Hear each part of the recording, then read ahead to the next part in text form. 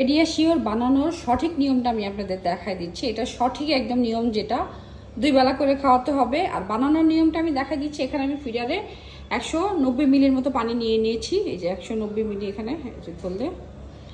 আর যারা দুধ দিয়ে খাওয়াবেন, আমি এখন পানি দিয়ে গুলিয়ে দেখাবো। দুধ দিয়ে খাওয়ালে পানির পরিমাণটা 225 মিলি নিলেও সমস্যা নেই, যেটা আমি সবসময় বানিয়ে দেখাই। আর আজকে যেহেতু পানি দিয়ে গুলাবো, এটা 190 মিলি পানি। এখন আমি গ্লাসে ঢেলে গুলিয়ে দেখাবো আপনাদের। পানি দিলাম, যেহেতু দুধ অ্যাড করবো না, পেডিয়াশিওরটা একদম সঠিক পরিমাণে দিব। এখানে 5 চামচের মতো পেডিয়াশিওর হবে।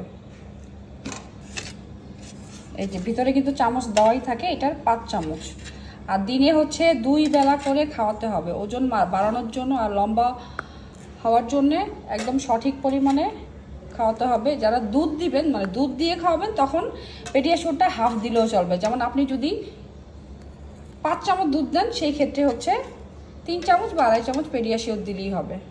কথা বলতে বলতে ভুলেই গেছি কয় চামচ দিলাম। এটা কি 3 নাম্বার না 4 নাম্বার, তাও ভুলে গেছি।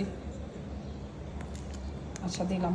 আমি ভুলে গেছি কয় চামচ দিয়েছি, আপনারা ভিডিওতে বলতে পারেন দেখে। সো এটাকে গুলিয়ে নিবে এখন, মানে 5 স্কোপ দিতে হবে আর কি।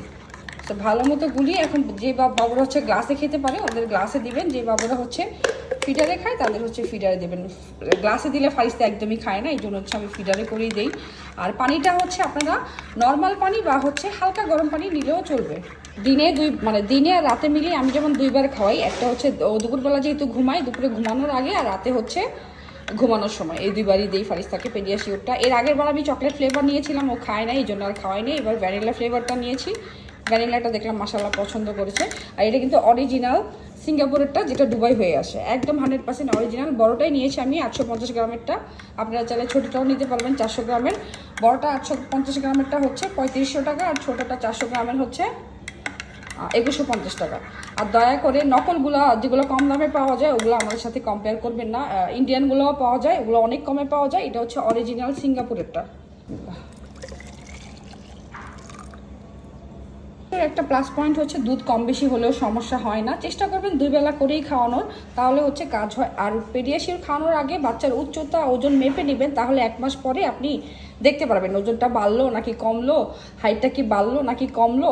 তাহলে আপনি যদি বাড়ে কন্টিনিউ করবেন। আর রেগুলার খাবারগুলোও খাওয়ানোর চেষ্টা করবেন এটার পাশাপাশি। এই দুধটা কিন্তু রান্না করা কোনোভাবেই যাবে না, রান্না করলে এটার পুষ্টিগুণ কিন্তু নষ্ট হয়ে যায়। যেমন কাউয়ের দুধটা আবার রান্না করতে পারবেন, যতবার খুশি অতবার বাবুকে দিতে পারবেন। দুইটার কাজ কিন্তু 2 রকম। কাউয়ের দুধটা দুধের চাহিদা পূরণ করে, ফর্মুলা দুধের বিকল্প দিতে পারবেন। এই দুধ দিয়ে রান্নাও করতে পারবেন, যতবার খুশি ততবার বাবুকে খাওয়াতে পারবেন। পেডিয়াশিওর দিনে আর রাতে মিলিয়ে 2 বার খাওয়াতে